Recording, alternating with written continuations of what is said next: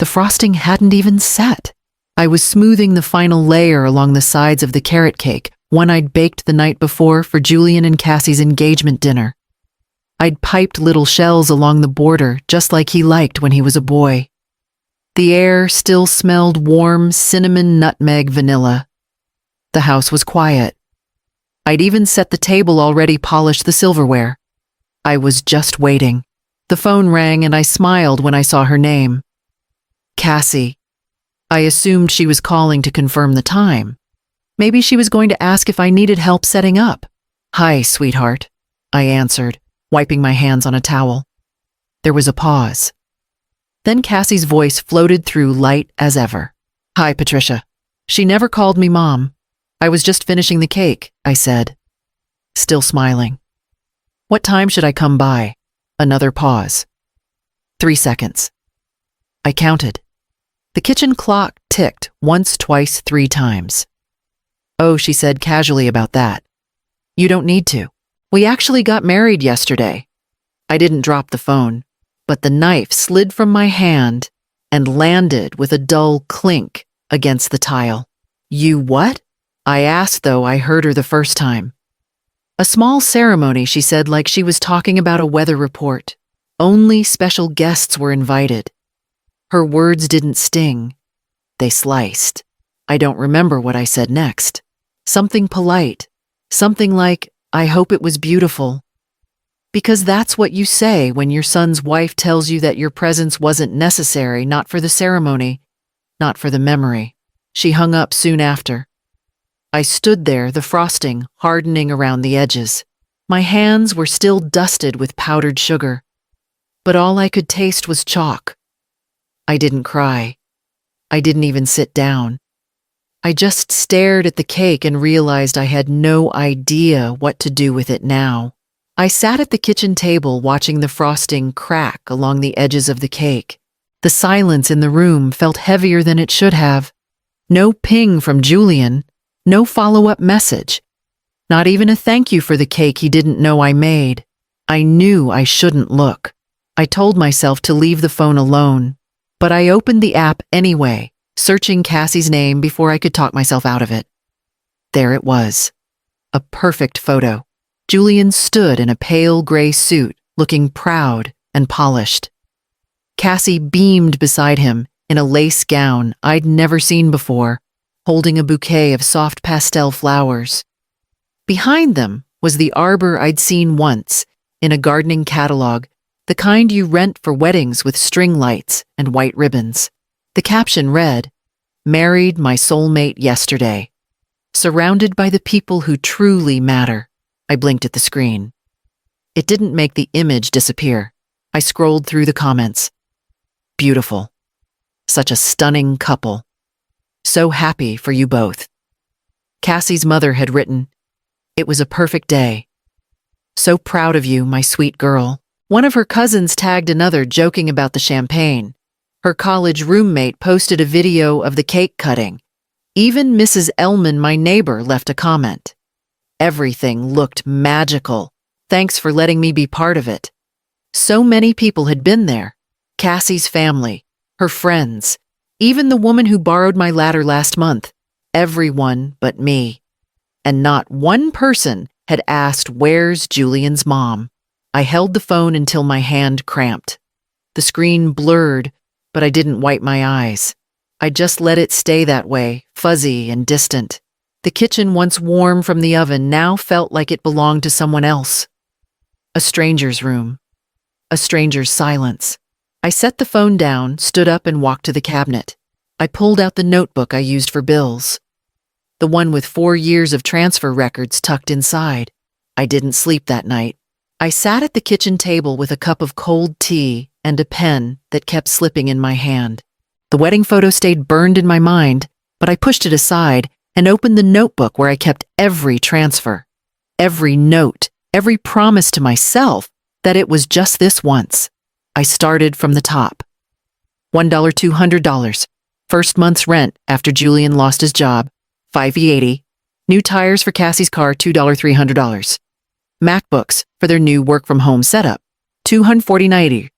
Emergency vet bill when their dog swallowed a sock, $3,000. Sectional couch to make the apartment feel like home, $800. Deposit for their trip to the Smoky Mountains, even though they'd told me it was a gift from a friend. I turned the page. Then another. The numbers stacked like bricks. Some months it was just groceries. Other times it was utilities, phone bills, parking tickets. I had kept it all, every line. When I added the total, I leaned back and stared. 48,175. I whispered it out loud just to hear it. It sounded absurd in the stillness. That's a full salary. I used to make that in a year at the library. Julian had always said, "Once we get through this rough patch, we'll take care of you, Mom." I believed him. I wanted to believe him. But looking at those numbers, I finally understood. There was no rough patch. There was just comfort, mine sacrificed for theirs. And it had worked for them because I made it painless. The house was dark, but I didn't need light to see what came next. I got up, walked to the desk, opened my laptop, bank login, scheduled payments, rent cancel, car payment cancel. The screen asked, "Are you sure?" I clicked, yes. I didn't cry. I didn't hesitate. I just closed the tab and went to bed. And for the first time in years, I didn't set an alarm. The days were quiet. No buzzing phone, no notifications asking for help, just birdsong in the mornings and the soft hiss of the hose as I watered the roses Michael planted the spring after his diagnosis. They were blooming again, red, soft-petaled, stubborn. I liked that about them. They didn't ask for more than they needed. 2 weeks passed like that. And then, on a Thursday morning, just as I was trimming a Browning stem, my phone rang. I didn't recognize the number at first, but the voice was unmistakable. Patricia Cassie said, her tone too polite, too careful. "Hi. We've been trying to reach you. The rent didn't go through this month. Our landlord's freaking out. He says we could get evicted." I turned off the water and sat down on the porch step. "Yes," I said, calmly. "I know." There was a pause. "What? What do you mean you know I stopped the transfers?" I said. "They're over." For a second, all I could hear was her breathing. Then came the disbelief. "You stopped them, Patricia. That rent is due today. We don't have the money." Her voice was rising, cracking around the edges. I could almost picture her pacing their apartment, clutching the phone like it might rescue her. I didn't flinch. "I understand," I said, "but you'll have to figure it out." Another pause, this one longer. "Are you serious? You can't just leave us like this. David's been so stressed. This is cruel." I looked out across the garden. The sun had just touched the tops of the hedges. "You remember when you called to say you got married?" I asked. "And you said only special guests were invited." She didn't answer, but her silence said everything. "That's how I felt that day," I said. Panicked, unwelcome, alone. The line stayed quiet. She didn't hang up, she didn't speak. And for once, I didn't try to fill the silence. I let it sit there between us, honest and solid as stone. The phone rang after dark. I knew it would be him. I could feel it in my chest before I even looked at the screen. "Mom, Julian," said his voice low, tight. "Why are you doing this?" I stood at the window watching the shadows stretch across the lawn. "You didn't invite me to your wedding." There was a pause, a long one. "That was Cassie's idea, and you agreed," I said. He exhaled sharply. "I didn't want to cause a fight." "You didn't want to cause a fight," I repeated, more to myself than to him. "So instead, you made sure I couldn't even show up. You always said family sticks together." He said the words, landing like an old photograph, familiar but faded. "I did," I replied. Until I realized I was the only one doing the sticking. Silence again. "Then you've changed." I turned from the window and sat down. I had to. I didn't raise my voice. I didn't explain. I let the truth sit between us, quiet and whole. Something I didn't owe him an apology for. "You're acting like we never appreciated anything he said," defensive now. Like we never cared. You appreciated what I gave, I said. But you didn't see me. Not really. That's not fair. No, I said gently. It's not. He sighed. So what? This is it. You're just cutting us off. I'm not cutting you off. I'm stepping back. You're married now. You said vows. It's your life to carry. You think this is easy for me? He asked, his voice rising. No, I said. But it was never easy for me either. He didn't respond. I heard the soft rustle of him shifting, maybe pacing, maybe trying to find something else to say. When he finally hung up, there was no goodbye. Just the empty click of the line going dead. I sat there for a while, listening to the hum of the refrigerator and the ticking clock on the wall. Not angry, not heartbroken, just still. 3 days later, she came to the door. Cassie didn't call first. She never did when she wanted something urgently. Her hair was pulled back hastily, and her sweatshirt looked like it had seen better days, but she still smiled like we were old friends. Patricia, she said, trying for warmth. Please, can we talk? I stepped aside without a word. She walked in like she'd done it 100 times before, glancing around the living room like she might compliment something. I always loved how peaceful your house feels, she said, brushing a speck off the arm of the chair. You've made it so cozy. I nodded and went to pour the tea I had already set out. She didn't wait. We've been under a lot of pressure. The landlord's been calling nonstop, and David's barely sleeping. We're doing everything we can. Really. I stirred a bit of honey into 1 cup. She took that as encouragement. We'll pay you back, she said quickly. Maybe not right away, but we'll figure it out. We just need a little time, a few more months. You know how hard starting out can be. And after all, your family. I handed her the cup and sat down across from her. I didn't say anything. I didn't need to. Cassie kept talking, trying to fill the silence. But I had learned something over the years. People reveal more when you let the air stretch between their words. Finally, her voice lowered. You're not going to help anymore, are you? I looked at her. Her eyes were wide, almost pleading, but behind them was something else, expectation. The belief that I would fold just like always. No, I said softly. I'm not. Cassie blinked. Her smile faltered.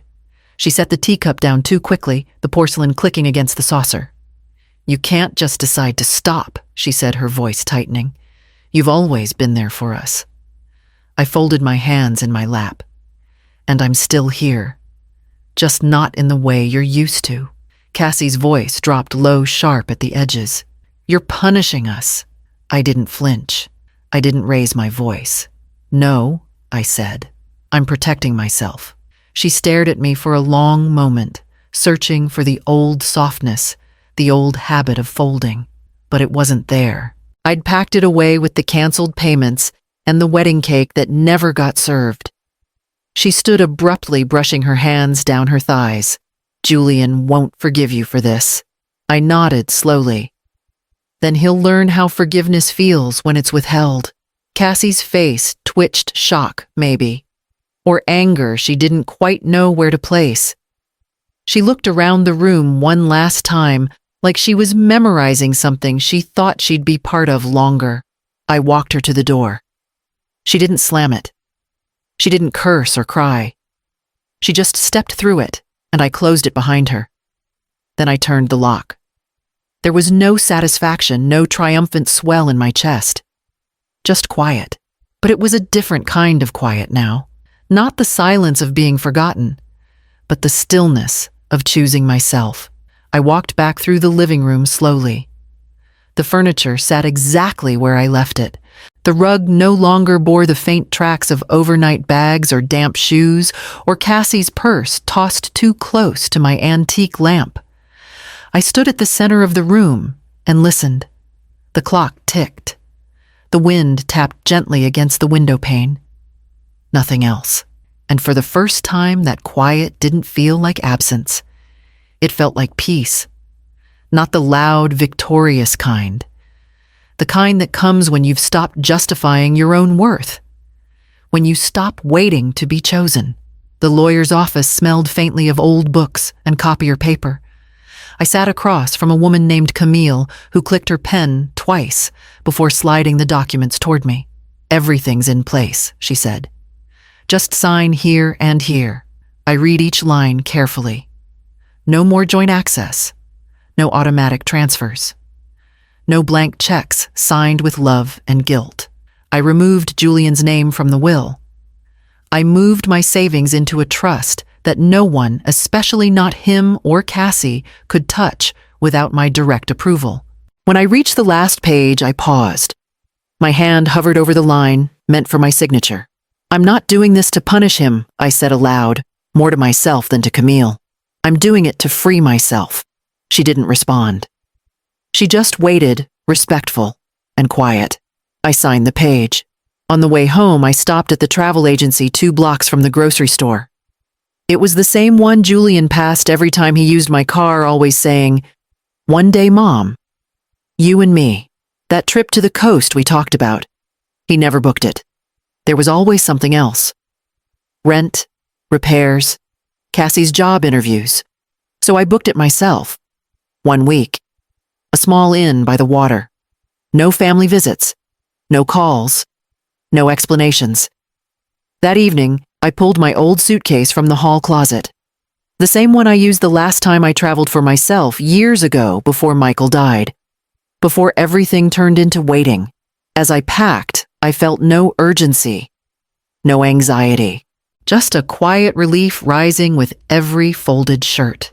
I tucked the confirmation email into the side pocket. Printed and tangible. Not a promise, not a favor. A decision. Outside, the wind picked up. The garden swayed gently, the petals nodding as if they already knew. I zipped the bag shut, set it by the door, and turned off the light. The morning I was set to leave, I walked down to the mailbox, out of habit. Inside, tucked between a gardening catalog and a utility bill, was an envelope addressed in Julian's handwriting. No stamp. He must have dropped it off himself. I opened it slowly, already bracing for the contents. It started plainly, Mom, then straight into it. No preamble, no warmth.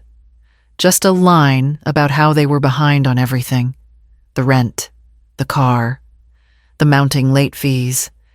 Then a request would I consider reinstating the transfers even just for a little while. He didn't mention the wedding. Not a word about the decision to exclude me. No acknowledgement of the silence that had stretched for weeks. No apology for the sentence that had rung in my head since that morning. Only special guests were invited.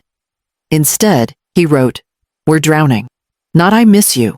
Not I'm sorry I hurt you. Just, we need more." I folded the letter carefully and walked back inside. I didn't tear it. I didn't throw it away. I placed it in the top drawer of my desk right beside the will and closed it gently. The suitcase was already packed. My shoes waited by the door. The confirmation email sat in my purse, printed and underlined. I locked the house, fed the last of the biscuits to the birds, and got into the cab. The town passed by quietly. Streets I knew well, the diner Julian once begged to stop at after school. The church where I lit candles for Michael every year since he passed. At the station, I didn't look back. I didn't need to. This wasn't about running away. It wasn't even about starting over. It was about meeting the woman I had set aside for years, the one who didn't apologize for needing space, who didn't shrink to keep the peace. The train doors opened with a soft hiss. I stepped on board, found my seat, and placed the bag beside me. Outside the window, the tracks stretched forward, steady and sure. The waves curled gently along the Oregon coast, each one folding into itself like a soft exhale. I walked slowly, letting my feet sink into the wet sand. The wind tugged at the ends of my sleeves. I didn't mind the cold. I didn't think about the wedding anymore. Not the cake I'd frosted that morning, not the white dress shimmering in a photo I wasn't in, not the neighbors who smiled for pictures, not the invitation that never came. Only the words lingered. Only special guests were invited. That phrase used to hollow me out. Now it simply hovered like sea mist, thin and distant. I found a bench not far from the edge of the dunes. The sky was a watercolor gray and blue and soft where they met. I sat and watched the horizon where everything blurred sea sky memory. I folded my hands and whispered, maybe it's time I stopped trying to earn a seat in lives that never made space for me. And just like that, something loosened in my chest. Not a dramatic breaking, not a swelling of pride or sorrow. Just stillness. I'd spent years filling silence with giving, with excuses, with apologies I was never asked for but always offered. Now I sat in that silence and let it stay quiet. A seagull landed nearby, cocked its head, then flew off again. I thought of Julian as a boy, mud on his jeans, dandelions in his fists. He had once looked at me like I was the safest place in the world. I thought of him now, looking at me like I was an account that had closed without warning. The wind picked up. I pulled my jacket tighter and stood. I walked the shoreline until the light shifted, until the water darkened with evening, until I could no longer hear anything but the tide. And still I walked, light steady alone.